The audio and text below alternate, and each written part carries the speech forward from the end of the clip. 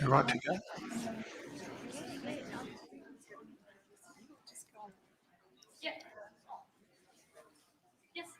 All good. Yep. Hello, everybody. Hello, Brisbane. Hello, Port supporters. Peter, well done, mate. Excellent. Good to have a bit of company here. Uh, Thank you for having me, and hello to everybody in the region as well who is taking the live stream, and particularly all my mates in Harvey Bay. I was up there, what was it, week before last to chat to the business community up there. So hopefully you're tuned in and still going well up there. And to the local council, Darren and the team that looked after me. Uh, Thank you for that. Darren's the Deputy Lord Mayor of the Fraser Coast Council. I got home to my wife and said, I think this bloke kidnapped me for a day because flights were hard to get up there. So I got up about 3 hours before the presentation, and Darren kidnapped me for 3 hours and gave me a tour of the Fraser Coast and 5 great small businesses, and it was just fabulous. And then once I finished my presentation, there was a spare hour, and he kidnapped me again to visit more small businesses, but to go and see the new deck he just built at home. And I went, oh, great, thanks very much. When he showed me the deck, that's when I knew I was in trouble. But great hospitality up on the Fraser Coast. Well, it is a big week, and really big time for anyone in small business. And today, I want to really give you some thoughts on where I think the economy is going and the business environment that we're all going to have to work in, how our customers are changing, some of the opportunities that are available, but in particular, talk about you as a small business owner, because nothing annoys me more when politicians or commentators talk about small business, almost as if a small business is a corporate structure. Yes, it is, but a small business is a living, breathing human being that is working their butt off, employing people and keeping things going. And what I say to all small business owners, you are your business's biggest asset. Yes, your customers are important. Yes, your staff are important, but they're not as important as you. And often we think, oh, we've got to build a great team. And yes, you do have a great team, and they're the most important. They're not. You are. Yes, you've got to have customers, and they're the lifeblood of your business. Yes, they are, but they're not as important as you. So it's how you think, how you look after yourself, how you approach the business is way more important to its success than either customers or staff. And so I want to talk about the startup of you. Startup of you, how you have to change as a business owner, and how that change has got to be really exciting for you. That you've got to see it as the best part of the business because it's challenging you all the time. And you've got to think a bit outside the square. So let's get into it. I'll do a formal presentation for 45 minutes or so. Then I'd love questions because I think that's the best part of anything I do. To give you an idea, everyone goes, for those people who think, well, you just do a breakfast TV show. Sunrises, I say to people, a hobby that's got out of control. I was asked to fill in for 3 months 19 years ago, and it's just kept going.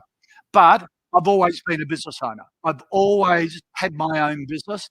My business has been going for family business in different forms for 30 years or so. I've ranged from having 170 staff, which is a nightmare. My personality is not suited to that big staff, down to 5. I have 16 in my family business at the moment, and I just started a new business and co-founded it with a colleague of mine just when COVID hit in March last year. So that has another 20 in it. I also, which is Ausbiz, the live streaming business and investment channel, chairman of Port Adelaide, and do lots of community things because I think that's important for us all to put back into the community. So, what is the economic environment? Let's talk about the big picture and what we're going to have to go through over the next 12 months or so. Look, we're in an era of cheap money. Money has never, ever been cheaper. It's at record lows at the moment. It could be that way for years. The Reserve Bank is saying they're not going to shift official interest rates until at least 2024, until inflation gets back to that 2 to 3% band for an extended period of time, until wage growth is 3% a year for an extended period of time. Inflation's 1.5% at the moment, so half the band, top end of the band. Wage growth is just 1.5%. Reserve Bank wants to double it. So cheap money is here for a long time, and it is a great opportunity if you want to invest in your business, to grow the business, and you're in a good business. Now is the time to be able to start funding that. The big mistake will be if your business isn't going well and wasn't going well before COVID, to think cheap money is a way I can grow the business. Cheap money doesn't grow the business, a bad business. Cheap money can grow a good business, and that's a really important differentiator. Jobs are bouncing back. Jobs growth is huge. The government needs jobs growth to come back. I was talking to Josh Frydenberg the other day, and I said, this job creation, put a number on it. And he said, for every 200,000 jobs back into the workforce is the equivalent of $5 billion to our budget bottom line. 200,000 jobs equals $5 billion, because that number of people come off welfare and that number of people start paying revenue into the budget. So you reduce your costs, increase the revenue through tax payments. And everyone is going to be, oh, why spend so much money on creating jobs? It's just money down the drain. And you go, no, the government is investing in a productive asset, and that's us. And that's why they've been spending the money. It makes sense. Inflation is stuck below the Reserve Bank target range. I think it will be for a little while, although we're starting to see a few inflation pressures come along, particularly in the construction and building industry. A lot of the big employers there saying we can't get staff, so we're having to pay more. Hospitality is doing the same at the moment. So you're starting to see some wage growth creep in there, but it's been well down in the past. Budget deficit is way better than forecast. There was no surprise with that. That was because of iron ore prices. To give you an idea, iron ore accounts for 40% of the total value of all our exports. Just comes from iron ore. And in the budget for the last financial year, they were budgeting on an iron ore price of $50 a ton. And it's been between $150 and $220 US a ton for that period of time. So even though the Chinese have had this trade war going with us, they kept taking our iron ore. That's kept prices high. That's cushioned the budget and the deficit that we were facing because of COVID. So compared with the rest of the world, our budget and our economy has come out of this pretty well indeed, better than most. In terms of overseas, the global economy, it depends on second waves and third waves and fourth waves at the moment as we fight this pandemic.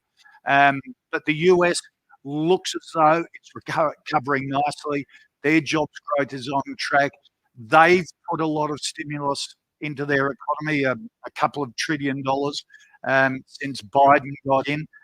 We went hard early. With our economic stimulus package, the United States went hard late, which was stupid. But they got caught in politics and an election coming up and all of that Trumpism and things like that. But they look as though they're back on track, which is really, really good.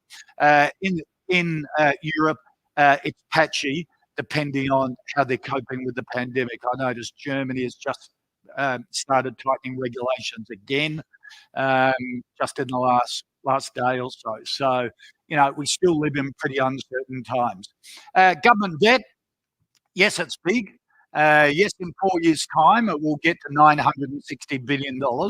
It's nothing to worry about. As a percentage of the value of our economy, it's very manageable. I try and explain it, the equity in your house. If your debt to your equity in the house, if you're up to 45% borrowings against the total value of the house, that's pretty manageable. Well, that's what our government debt will get to, about 45, 50% of the total value of the economy. Yes, $980 billion sounds a hell of a lot of money, but the economy is flaming big. So as a proportion, and how's the government been funding that increase in debt to pay for the economic stimulus, to invest in productive assets? Well, they've been issuing government bonds at around an interest rate of 0.1 to 0.5%.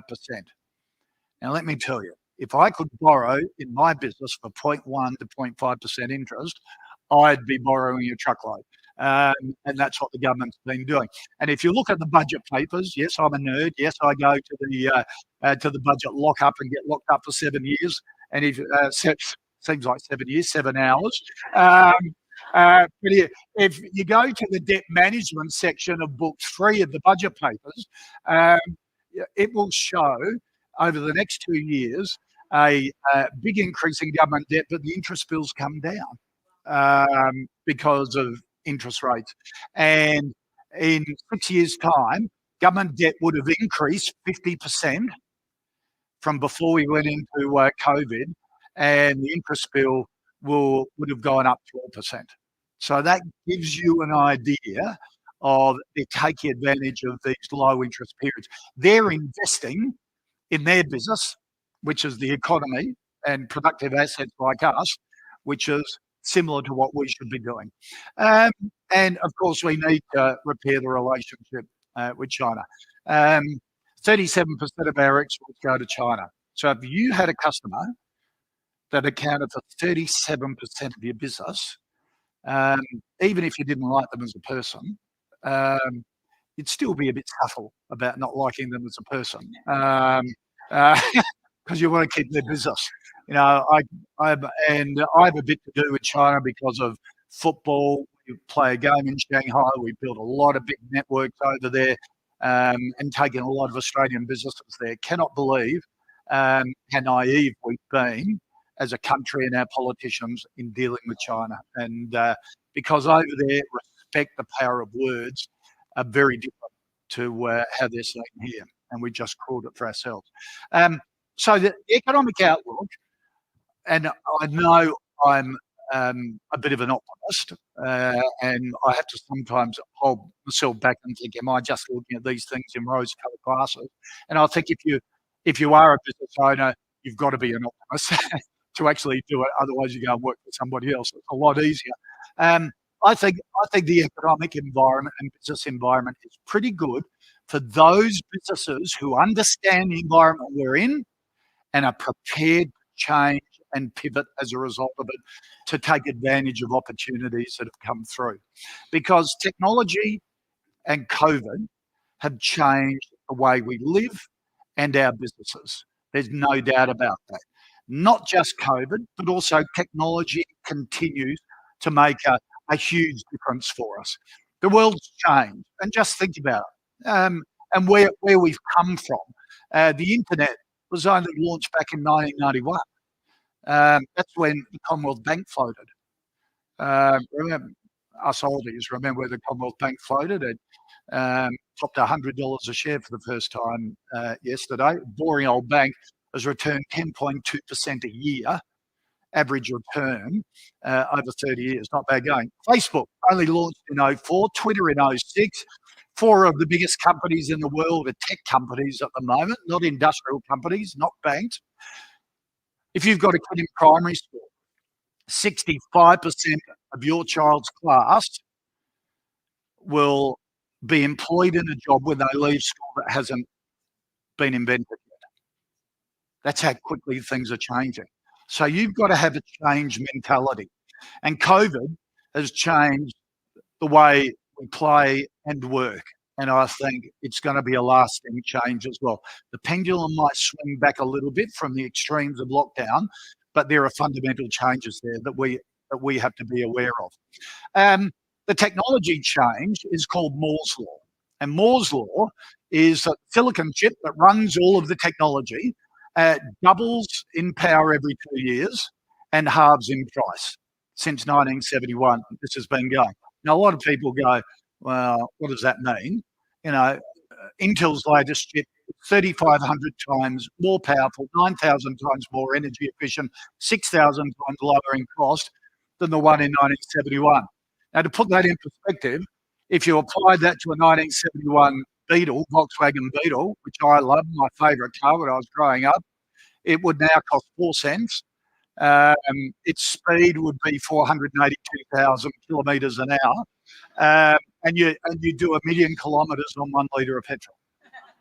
Okay, so that gives you an idea of something we can relate to in terms of a car, of just how fantastic technology has been, and it has blown us away. Now we've got nano satellites being launched here in Australia. The Internet of Everything satellites are now the size of a toaster and get shot up in batches of 20 or 30 for just ordinary small businesses, medium-sized businesses that need connectivity with their products.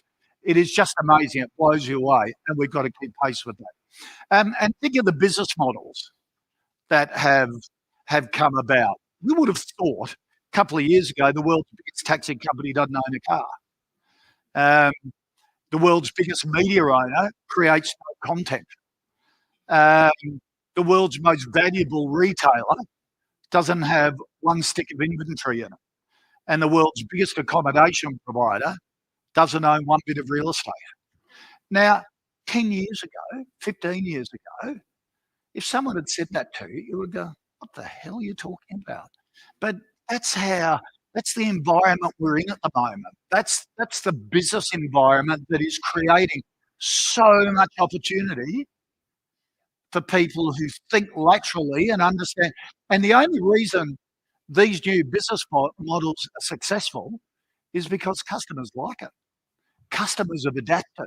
Customers have changed and said, hey, this suits my lifestyle. The technology revolution has bombarded me, but I've changed, and my expectations have changed, and my preferences have changed. I'm now comfortable.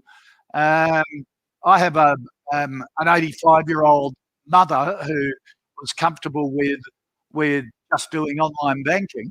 I caught her during summer QR coding the KFC QR during the Big Mac, and go, what the hell is going on with you? Oh, Oscar, the grandson, wanted me to do it because he thought I should get a good deal. I wanted to know what happened. Times have changed, and technology has driven that, and COVID has really added a layer onto it, because our customers are changing like never before. Not only business models, but they are to support these new business models. You look at your own family, yourself, and your customers. Customers use social and digital research options more than ever. So make sure you understand that digital space and digital footprint before them even touching your business, and before they even go through your physical or digital front door. They will do their own research on digital. They'll check out your website, and they'll go, and if it's not that good, that's a reflection of your business. And if you've got a competitor that has a really switch website, they're going to go automatically make that connection that they're a better company and better option for them. And the pandemic, like with Mum, has been like a digital boot camp for all of Australia. I was reading some research the other day saying that 5 years evolution for online shopping and digital connectivity has basically been crammed into 1 year.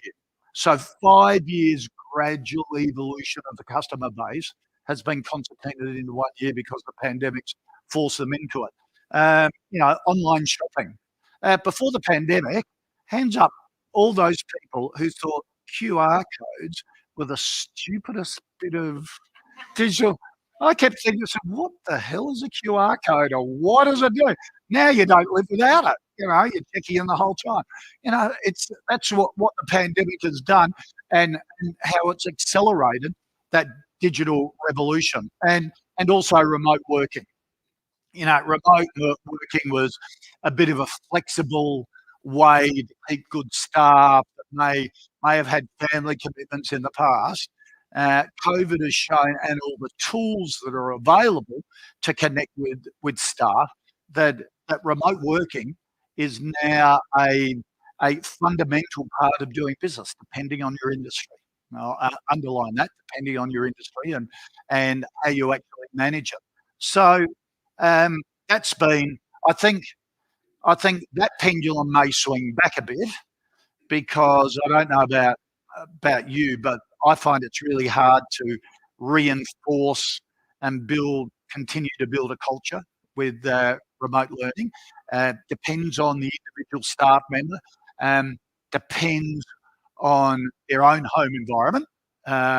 It's very different for an executive that has lives in a lovely suburb, in a nice house with a study, to somebody who's a junior staff member in a share house with 4 other people, and they have a timetable to rotate using the dining room table, or they work from their bedroom.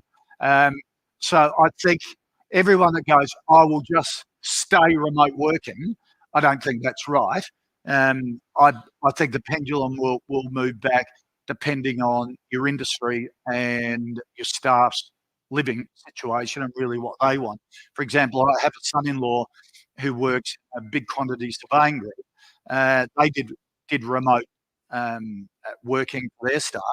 They sort of hooked into the system and found everyone was logging on at 9 a.m. in the morning and logging off at 5 p.m. in the evening. So everyone was putting the work in and they were doing work. The problem was they were taking a third longer to complete a project, because if they had a problem, they were sitting there working it out themselves, rather than going, hey mate, I've got a problem. Does anyone else face this problem? Can we solve it together? So and again, it depends on your staff and depends on your industry, but staff are certainly changing. So the other thing is that it is changing business. The remote working side is that when people are working more in the suburbs and regional areas and moving out to regional areas, they're actually demanding more support, more localized support, to give them a break from work. And if you're in the hospitality industry, you've got to have high-speed internet now to encourage people to come and work for an hour in your cafe or your restaurant or your club or your hotel. Or do you set up almost a business working area? Do you do quick lunches while you can catch up on your emails? All those sorts of marketing ideas, because people are looking for that in the local area, just as a bit of a break to get out of home from getting up, remote working and going home again. Like a lot of remote workers now are like sole traders, solo entrepreneurs, who need to get out of the 4 walls that they're working in. So our customers and our staff are really creating challenges and opportunities for us. And we as business owners have to change to meet that as well. So a digital footprint is no longer an opportunity for you. I reckon it's the biggest risk to your business. If you don't have a digital footprint, your business is at risk into the future. So you've got to put the time into it. That threat or opportunity will depend on how good your footprint is, and look at it properly. Be prepared to pivot, to meet your customers' changing expectations, their changing habits, their changing behaviours. Go back to them. Ask them, have their expectations of you or needs from your business changed? And I lived in Melbourne for a number of years, and being in the media was a big customer of the local newsagent, and in Camberwell, and we got an invitation from him one day, a thank you note saying, "Thanks for being such a great customer. Um, I'd love you to join me Thursday night for some wine and cheese so I can say thank you to you in the shop." And we thought, what a really nice thing to do. We got there, and there were about 10 other couples there, and the owner of the business explained the history of it, that his father had started the news agency, that it was up the other end of Camberwell Road. They moved down to a bigger shop, that they changed, they started to introduce stationery, because business stationery, because a lot of small businesses moved into the area. They moved the women's magazines to the back, and it was really interesting. He was explaining his business, and then he opened it up and he said, "And so, what else can I do for you? How do you like the shop? Um, what do you want us to stock that we're not stocking at the moment?" It turned into this really fabulous, energetic forum on his business. And halfway through, I was thinking, cheeky bugger, this wasn't a thank you. This has turned into a forum. And I went up to him after, and I said, "Thanks very much for the drink, and really appreciate the invitation." I said, "Was this to say thank you or to pick all your customers' brains?" And he goes, "Mate, every good idea I talked about in the preamble to the business came from a customer. I do this on the last Thursday of every month. I've got so many ideas from here. I felt so guilty. I changed from cask wine to bottled wine because I thought that's the least I could do for the customer." And and I thought it was as simple as that. And how many times, and particularly COVID, have we got our customers back together as a group or individually or a small group to sit down and go, "Hey, how's your business going? What else can I do for you? How have your expectations changed? What do you need from me that's a bit different? Um, because the whole world's changed. Tell me how I should change." And it was a really, I always think back to that. It's a few years ago now, of just how simple it was and how few of us actually do that. Yes, sometimes we get a quick comment from a customer that's passing through or whatever, but how many times we just get them together and almost do a focus group of our customers, but in a way that says, "Thank you for being part of my team." So, because knowing your customer and them knowing your product is a real win-win situation going forward. And that starts with you and your mindset to be innovative, to think differently on how you're going to start evolving your business. You've got to become a student of, I think, a student of change, a student of change makers. Like me being in the media and having my own business is a great combination, because being in the media, I'm sort of a necessary evil. People feel as though they've got to talk to me. But if there's someone I really admire, I think I've some excuse to do a story on them for Sunrise or a small business show or our platforms. I go and interview them, and I pick their brains, pinch their ideas, and use them myself. Now, trust me on a journo. I declare at the end of the interview that, hey, you've given me some great ideas. Somebody who I've really followed is Jerry Harvey from Harvey Norman. Even all the way back from when I was a young reporter, he would always talk to me about my business.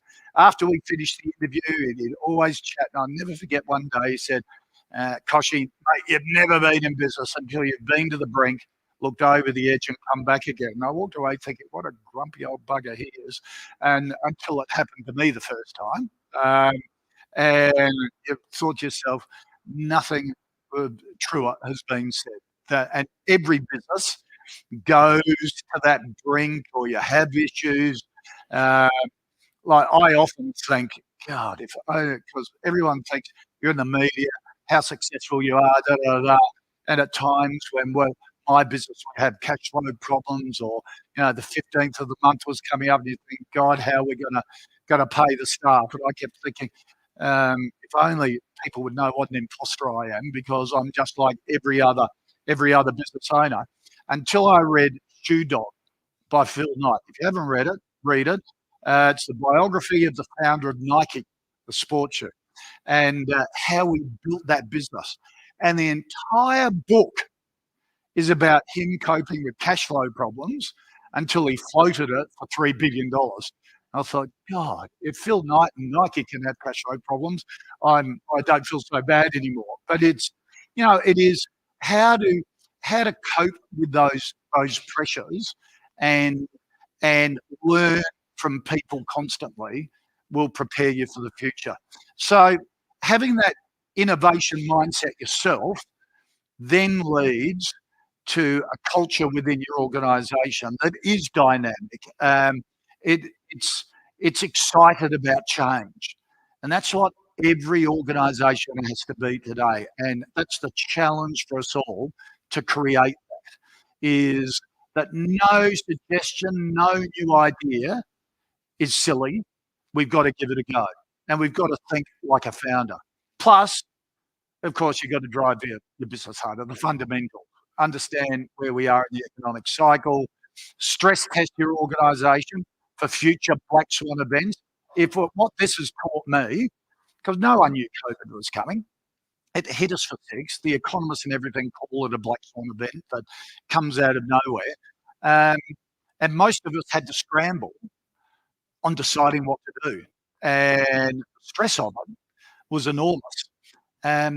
So what I've done is, in my business, I've actually chronicled what we did in that first 6 months to pivot the business and areas where we cut costs. And I compared what I'd done in Pinstripe with what we did at Port Adelaide, and how we had to re-engineer the business. And I'll put it all down on paper so that there is, in black and white, a plan for if it ever happens again. Because I'm a real process type person. And if I've thought about it before, when it comes again, I'll know exactly the steps to do and to follow it, rather than scramble and lose sleep and go, oh, do I have to do that? All in a time of emotional stress when you're not thinking correctly. If you can have a plan that says, well, if my revenue drops 20%, I'll do this, this, and this. If it drops 30%, I'll do this, this, and this. And it's a pathway to re-engineering, then you can objectively tackle it, because you've got that comfort of knowing that there's a plan there. And I think that's really good.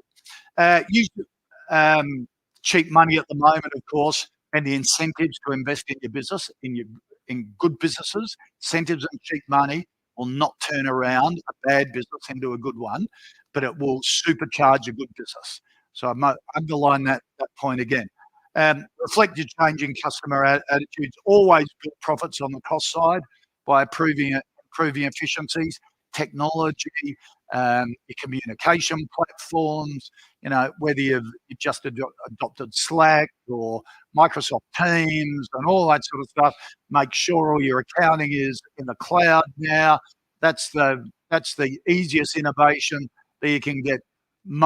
You can get access to the finances of your business through your platform now, that gives you up-to-date financial information. Is probably the greatest innovation, if you haven't done it at the moment, that you can have in your business. That you know exactly what's owing to you, what you're owed, what money's coming in, all at your fingertips. Domino's Pizza. The reason why it is a share market darling and does so well is not just because it makes pizza, but the technology behind it. I've got a mate in Melbourne who owns about 5 Domino's franchises in Melbourne, and I was having lunch with him just before COVID, and he was checking his app in real time on how his pizza shops are going. How many pizzas are being made? What was the yield on them? Customer waiting time, the type of pizza, and he could switch staff, because they were Domino's tend to put all their franchisees in close areas. He would swap staff from one shop to another if one was busier than another and things like that, all in a mobile app. And the amount of data and information, I thought my Xero and MYOB was giving me a lot of my business. Nothing compared with this. So the tools out there for us to keep on top of the business and the finances are all there for us, and that's part of driving your business harder. And you've got to constantly re-engineer your business model and your processes. That's really important. In other words, think like a disruptor. How does a disruptor think? They're bold. They're constantly reinventing themselves. They look at other industries and learn from them. Like they learn from the mistakes of newspapers, music industry, taxis that have all been disrupted. They constantly re-engineer their cost base, and they pivot constantly. They're not afraid to change. Try something new, and if it doesn't work, to get out of it and move on and do something else.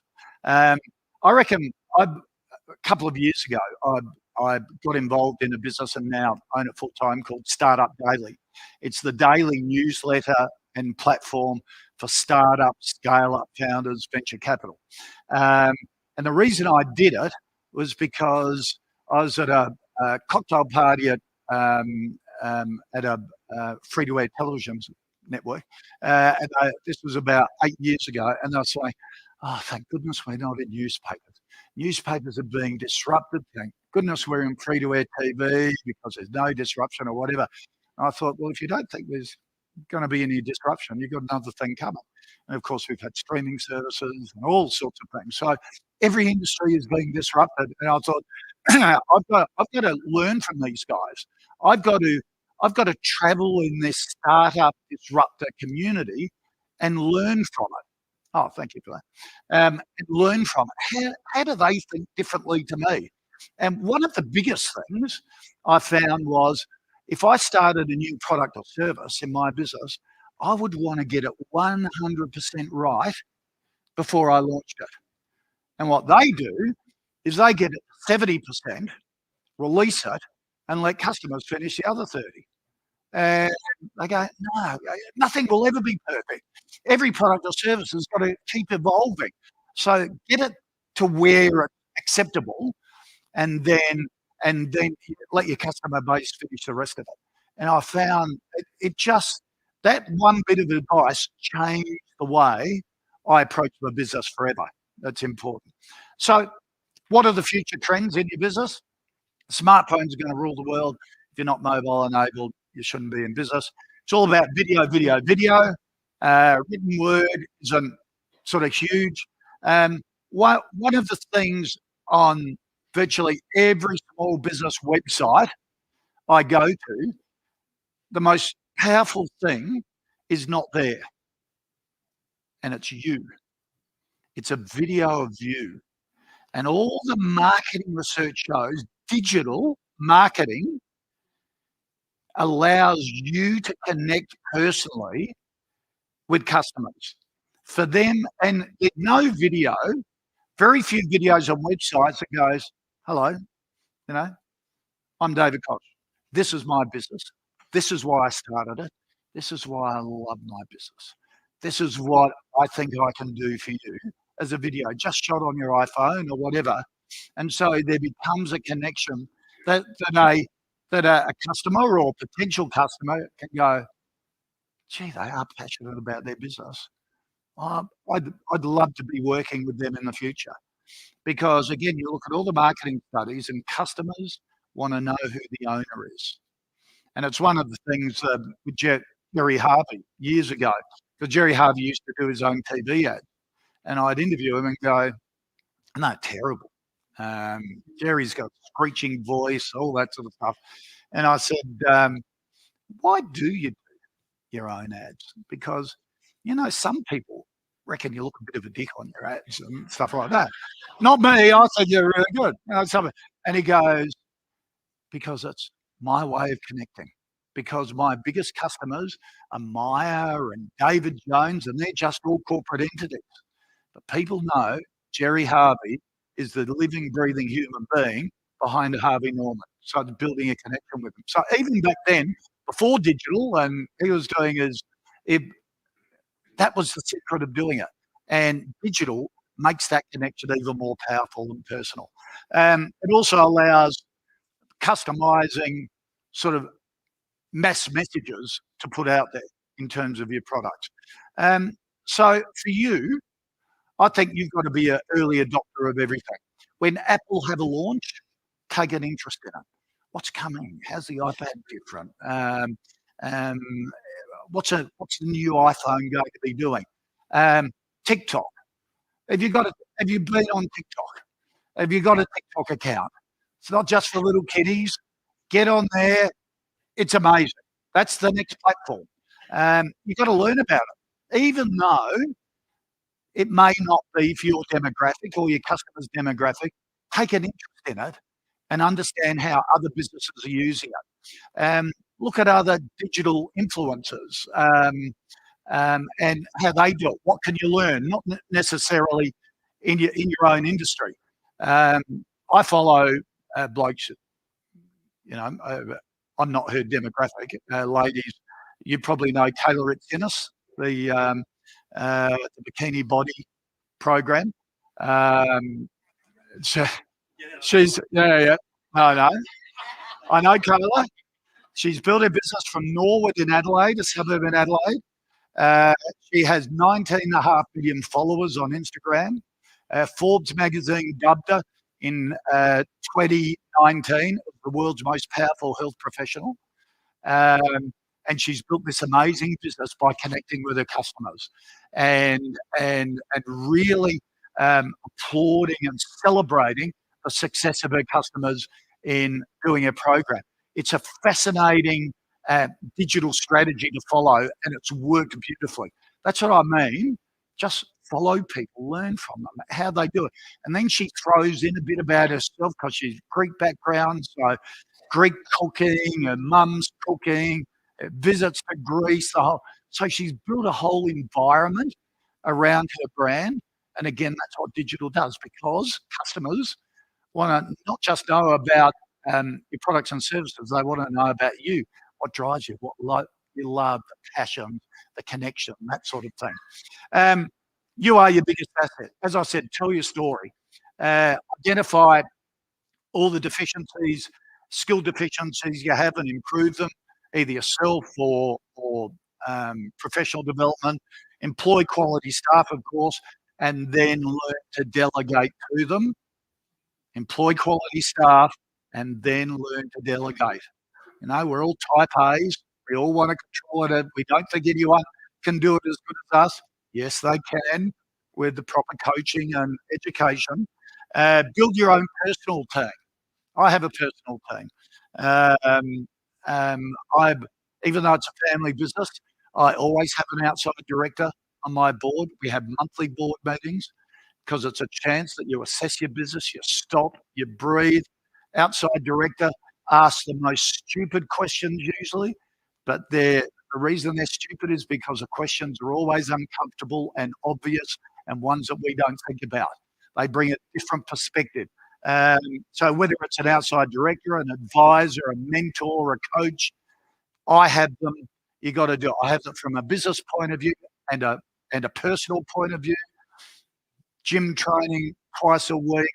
I used to think trainers were for wankers until I hired one to climb Kilimanjaro the first time. Found it changed my life in terms of coping with stress, in terms of energy, and I've kept going to him for the last 13 years. It's my time. It's investing in myself and making sure that I recharge my batteries and have a bit of a balance so that the business meets your own personal priorities. I think that's really important. Some of the entrepreneurs who I get inspired by, Mel and Cliff from Canva. Anyone use Canva for their marketing, the platform? Worst business decision I ever made was when Mel and Cliff 5 years ago asked whether I wanted to invest in their business. They're doing a raising. It's now worth $9 billion US. They have 140 million active customers around the world. They have a business in Surrey Hills, 1,500 staff. They double their staff every year. A chic armoured from deputy. If you're in the hospitality industry, your staff maybe use the deputy platform. Just an extraordinary entrepreneur. And as I say, I get to be in the media and meet great people. Jack Dorsey is the founder of Twitter and Square, founder of $2 billion companies. You reckon you're running a big company, you think you're stressed. Imagine him. So I asked him, how do you set up your day? So are you a process-driven guy? Are you a routine guy? Do you get up at the same time every morning? You spend X amount of time meditating, X amount exercising before you get to work? Process makes it sound like work. I prefer the term practice, so I can just because I also realize it's all about improvement, right? I always want to get better and better and better. So I practice getting up every day at the same time, and I practice meditating every single day, and try to get better at my workout and my walk and whatnot, try to get faster. So yeah, I like a lot of common practice where I can. Travel obviously disrupts that, so I try to do things that I can do anywhere. So I can meditate anywhere. I have no excuse. My workout is called the 7-minute workout. It's 7 minutes. All I need is a chair and a wall. I have no excuse. I don't need a trainer. I don't need a gym. I don't need equipment. I don't need to be sunny outside. And then I can walk everywhere. So this is an amazing walking city. So I try to walk in between as many of my meetings as I can. And always opt for the stairs or whatever. So I'm just always constantly active and trying to stay home. And on his walk, he listens to podcasts. So he goes, when I sit down at 8 o'clock in the morning, I know I've achieved all of this for myself, for me to set my day up as the business owner of those two businesses. It's fascinating talking to him. And now I'm a bit slower than him. I get up at 3:37. I do a 9-minute workout. I haven't quite got the meditation bit down. But I listen to podcasts. I do all of that sort of stuff. And that's what I mean about you. This is one of the most successful blokes in the world in terms of business. This is how he sets himself up to be the dynamo of his business, to set the culture. And it's routine, and it's investing in yourself. Read Barack Obama's biography, which is terrific. He wears the same coloured undies and socks every day because when he gets dressed in the morning, he doesn't need to make a decision on socks and undies. So it's cutting down all the superfluous decision making. Now that's going a bit anal, I reckon. But anyhow, but you know what I mean? It's sort of process means that you save your energy and your decision making for the really important stuff. So what can we learn from Jack? Do whatever it takes. Start your day like you've already won. Meditate, exercise, and keep thinking, learning, and invest in yourself. And I also said to him, people must come to you with all their problems. And he said, I have a filter. Every problem they come to me with, I go, does it really matter for the business? And if it doesn't, I tell them to go away and solve it themselves. And now he said, I've got my staff trained that they only come to me with the really big decisions. That's his way of delegating. And you can follow me on digital as well. Hopefully you've enjoyed that. Happy to take any questions. Yes, mate.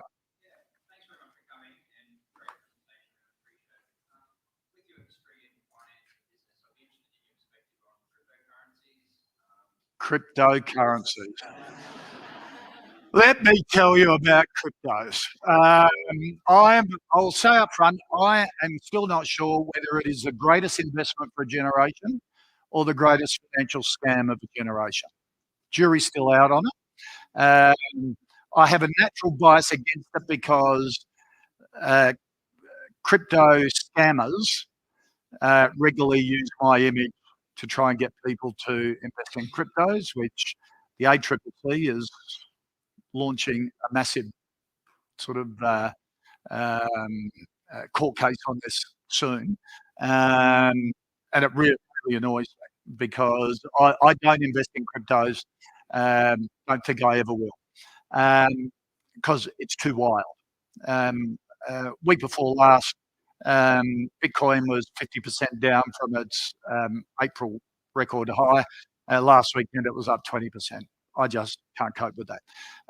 When I invest, I ask myself a couple of really basic questions about what I'm going to invest in. Do I understand what they do?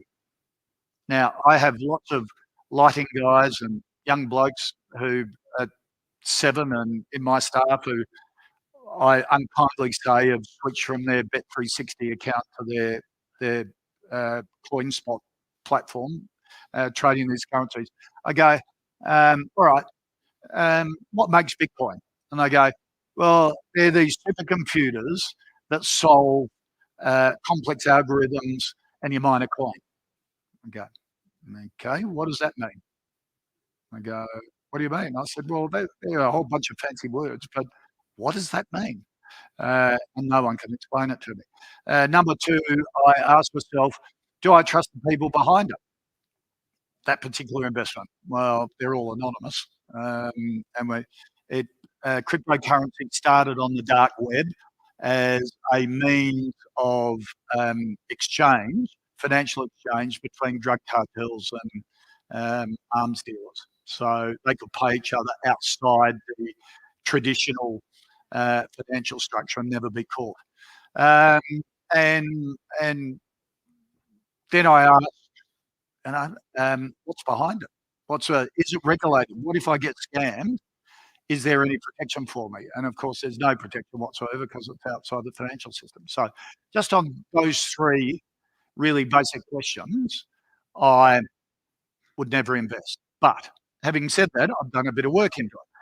Bitcoin, I think, stupid. Ethereum actually does solve a bit of a problem. Blockchain, which is what cryptocurrency is based on, I agree, could revolutionize business going forward. I understand the concept. I just don't understand how you get a crypto out of it.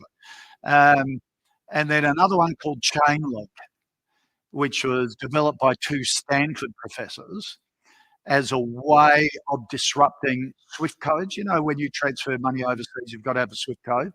I didn't realize that whole SWIFT system was basically owned globally by 5 big investment banks, and that's why you get charged so big fees because they monopolize the market.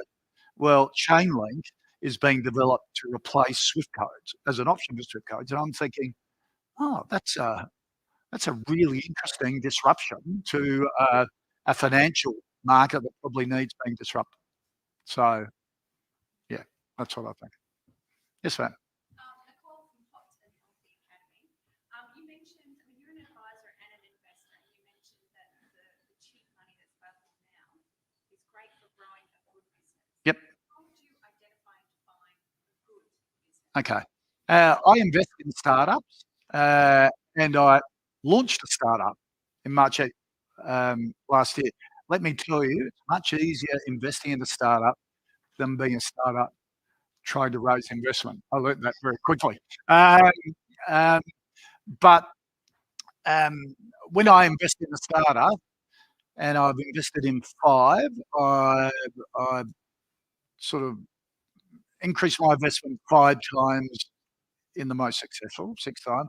I lost everything I invested in a second one, and the other 3 still look promising. So, you know, and I only do small amounts, but I do it so I can learn about their businesses and learn about the whole market. And I soon realised you can have the greatest idea in the world, but you've got to invest in the founder. If the founder's no good but has a great idea, you'll lose your money. If the founder's really good and has an okay idea, it'll still do well because they constantly change and pivot and things like that. But for a traditional business that's ongoing at the moment, I think it is whether you've been able to, you have the appetite to change the business now in this new environment. If you think cheap money to put into a traditional business that you're saying, hey, I've done it this way for 10 or 15 years, and I just need more money to keep doing it the same way for 10 or 15 years, I think it's a bad business. If you're saying, right, we've survived this, I've learned a lot, I've re-engineered the business, and I reckon it's ready for another surge, then I think that's a good business to borrow against. Yes, sir. What's your thoughts on the adoption of regulation that goes along with digital revolution, such as privacy and security? Question was increased regulation in terms of digital adoption and things like that. I'm for it.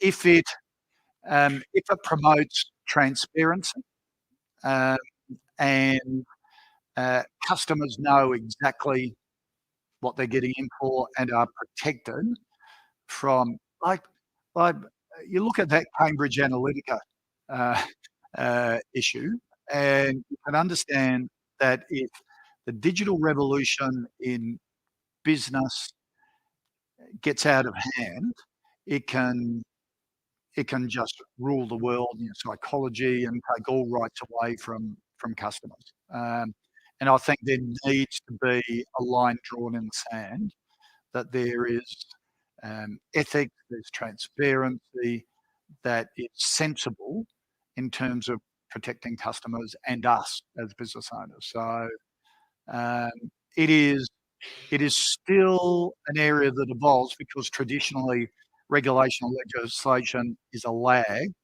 and lags reality, and I think it needs to catch up a whole lot quicker. Sorry, mate? David, I'm appreciating the ethics that you bring to the table. It's really nice to hear. My question for you is a little bit curly one, because if you're in a position to advise the politicians in this country around China, given we have a kind of Goliath and David situation economically, we could probably kiss Hong Kong goodbye. That's down there. Taiwan's the next one in the radar. How would you advise our politicians keeping human rights on the table? How do we go and rebuild our business relationship? But maybe just do we leave Taiwan on the table, or just let it slip off the edge? How do we advise our politicians? Okay. All right. I think, and I'm fairly blunt with them because they all come to our Shanghai game and we work closely with Australia. I've said it's the way you message. It is Chinese culture is the power of words is extraordinary. Like I could call you a buffet in a joking way. What a buffet you are for answering our question. You'd walk away, it wouldn't be a problem. In China, it is you're insulted. And that's a different culture. Might not be ours, we might not, but it's their culture. And also, as a middle ranking to low power in the world, why wouldn't we have gone to the EU and to the UK and said, let's as a group go in and make our point? Because Bali, was the first trade ban that China put on.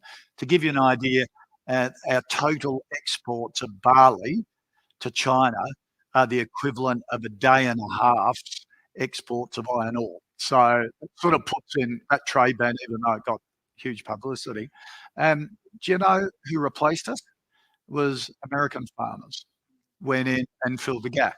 Now, I'm saying, yes, I understand the human rights balance. And gee, we have our own issues here that we get very touchy about.